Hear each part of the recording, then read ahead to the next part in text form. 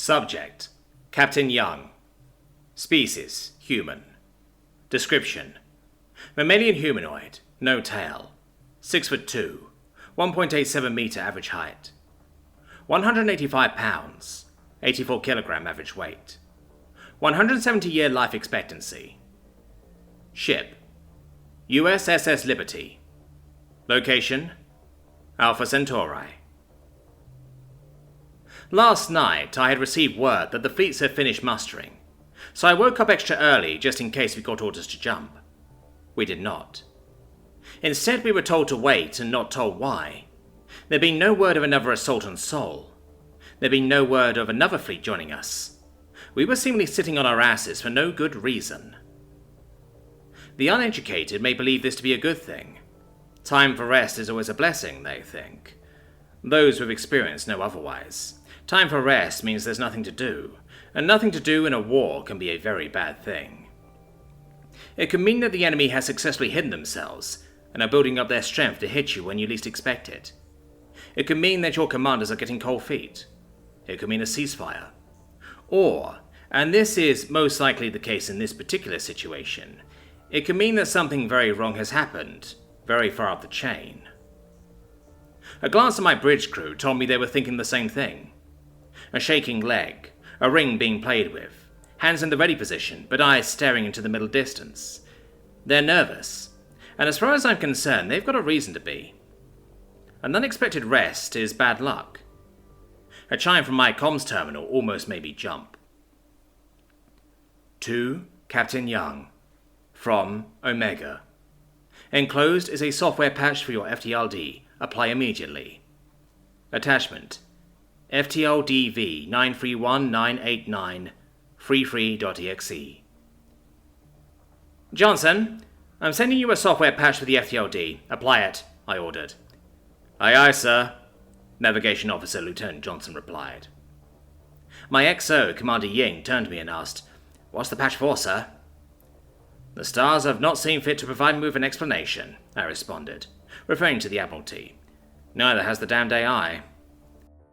Apologies, Captain Young, my intercom said with Omega's voice. I am a tad busy. The patch negates the effect of the on-the-Union warp disruptors. A few seconds of stunned silence passed. This was huge news. We'd be able to dance circles around the robotic fucks. Speaking of robotic fucks. Understood. Thank you, Omega. A bit of feedback for future reference, though. It is much easier to include that information in the communication than it is to provide it verbally, I replied, as another chime came from my comms terminal. To Captain Young, from Omega. The software patch negates the effect of the on-the-Union warp disruptors. Yes, I figured that out after the first 100 inquiries. You can go ahead and ignore that message, Captain, the AI said with a remarkable amount of sarcasm. Patch is done, Captain, Johnson said. Excellent. Prepare for warp, await my mark. Now all we've got to do is wait for the rest of the ships to upload the patch, or install the patch, whatever it is. The nervous silence once again settled over the bridge. Another unexpected rest. Bad luck. I tried to find something to do other than watch the comms terminal. A watched pot never boils, after all. No joy. I'd already been through my mail and messages. There wasn't anything else to pay attention to either. I caught myself watching the terminal as it chimed again, and flashed the two words no captain enjoys reading. Priority 1. Recipients: Captain Young, Captain Trex, Captain Raymond, Captain Williams, Captain Iordanescu, Captain Hollivander. The USS Liberty has been selected to test the efficacy of the faster-than-light drive update that should allow us to warp within the disruption fields that the on-the-Union generate. The team will be comprised of USS Liberty, USS Idaho, USS Antioch, USS Tokyo, USS Malice, USS Rosescarf. Once we arrive at the rendezvous point, the test team will warp into the enemy system. Avoid engagement until reinforcements arrive. Once all 6 fleets are within the system, the test team will separate and rejoin their respective fleets. As I finished the message, I bit my tongue to stop myself from cursing out loud.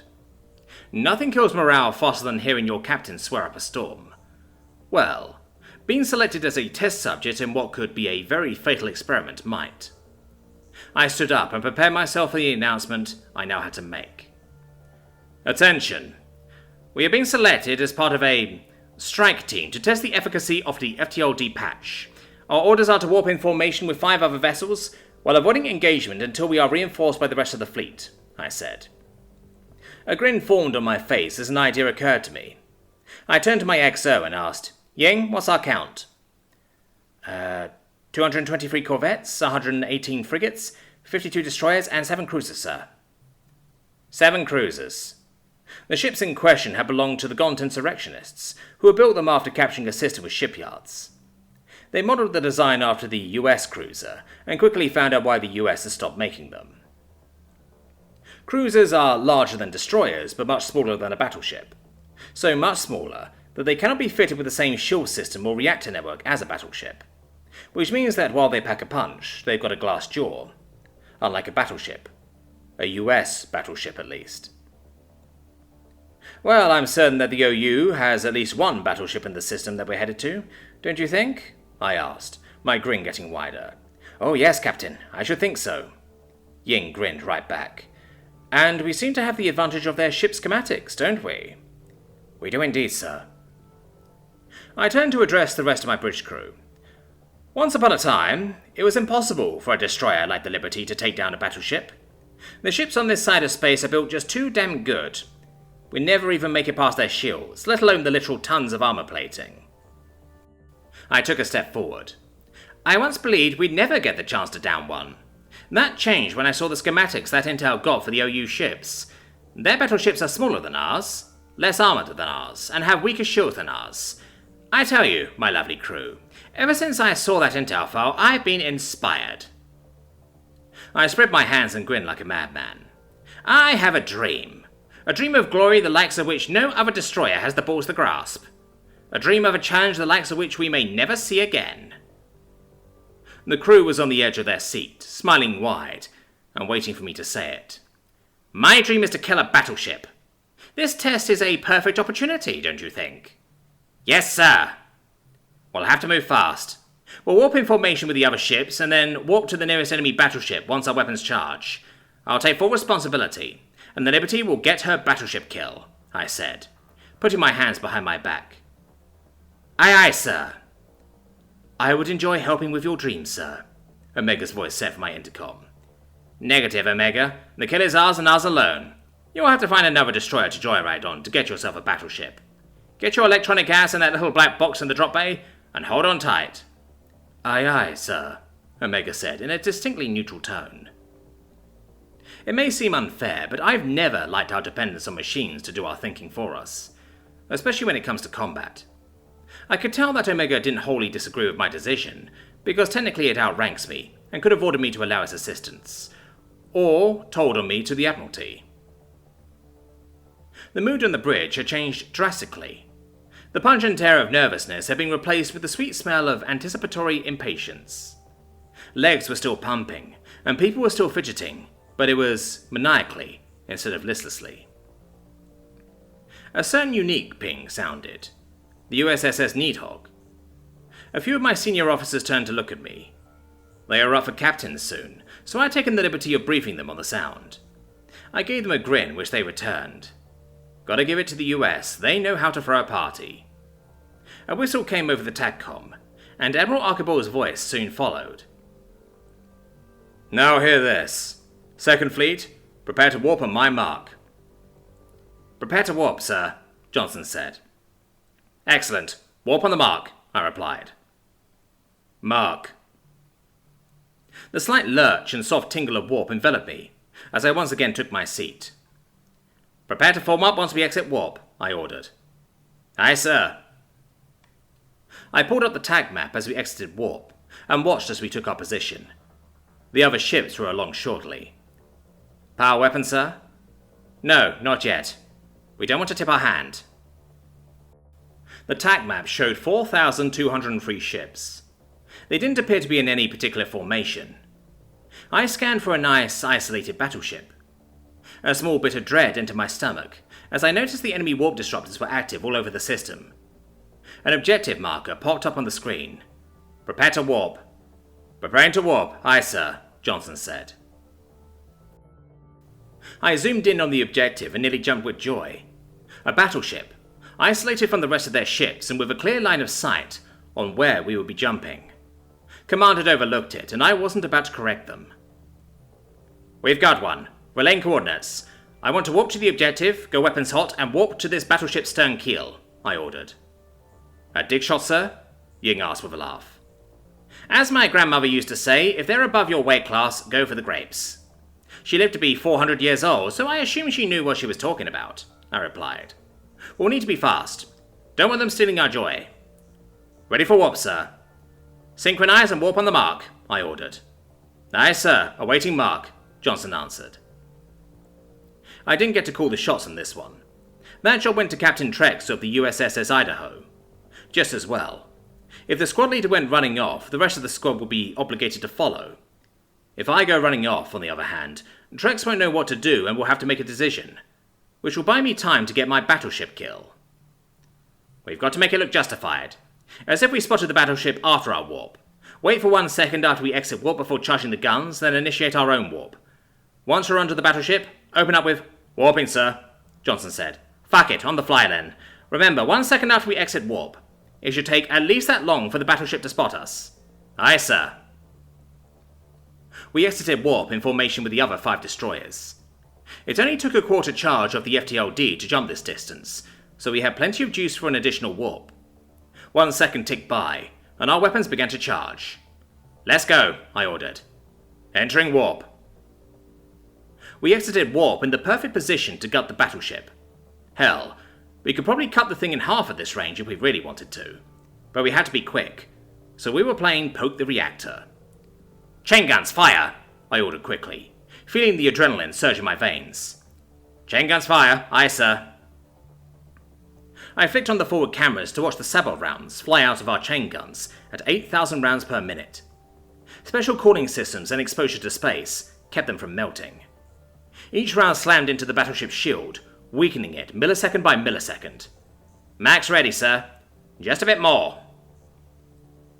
The enemy battleship noticed us and began to rotate to try to bring their guns around. I had chosen this spot for a very specific reason. The only armaments they had in this location were point defense lasers, which were now bouncing harmlessly off of our shields. "Maintain our relative position. Can't let him target us." "Liberty, what the fuck are you do-" the comms began before I cut them off. Our chain guns kept hammering their shields as our thrusters fired to match their spin. If they had been any smaller, they would have been able to outmaneuver us, but their thrusters were woefully undersized for their mass. I laughed as I watched their shields shimmer and began to sputter. "Mach 1, fire!" I ordered through my grin. "Mach 1, firing!" I watched it fire. The impact was far too much for the weakened shields and armor of the battleship, especially at this range. The ball went deep, but we needed to go deeper. "Mach 2, fire!" "Mach 2, firing!" The second Mach fired around that followed the first. This one faced less resistance on account of the giant hole the first one left, and the bridge crew cheered as our shields flared due to the radiation emitted by the battleship's reactor core detonating. The TAC maps showed their weapon signature, fade, as the last of their power coursed through the ship. "Enemy battleship dead in space, sir," Johnson yelled. "Ying, what's our count?" I asked with a maniacal grin. 223 corvettes, 118 frigates, 52 destroyers, 7 cruisers, and 1 Omni Union battleship, sir," Ying shouted back. I allowed a moment of celebration before I said, All right. Warp us back to the formation." "Aye, aye, sir." We walked back just as the combined fleet joined us in the system. It wasn't long after they walked in that I was proven correct. The battle didn't last long, and we ended up not being a part of it. Once everything was said and done, we rejoined formation with 2nd Fleet, and I had to explain to Admiral Archibald that I noticed the enemy battleship as we exited warp, and engaged immediately, with no time to explain my actions to the rest of the test team. He definitely didn't buy it, but he wasn't about to read my ass over it. Yet. Instead, he ordered me to rejoin 2nd Fleet, get my Marines on the ground, and provide orbital support. "Enter orbit around Planet Alpha at these coordinates," I ordered. "Yes, sir, entering warp," Johnson said, still smiling. "Are the Marines packed for their camping trip?" I asked Ying. Yes, sir. Snug as a bug in their shuttles, awaiting drop, she replied. Well, let's play a taxi service, shall we? I said with a smile. Give them the go once we're in position. I found myself in a great mood. The Liberty had a storied history. She had been blessed with bloodthirsty crew after bloodthirsty crew. She had faced off against the toughest opponents and destroyed entire squads of pirates and insurrectionists, but never once in her entire history has she been able to bag anything that could be classed as a battleship. Until now.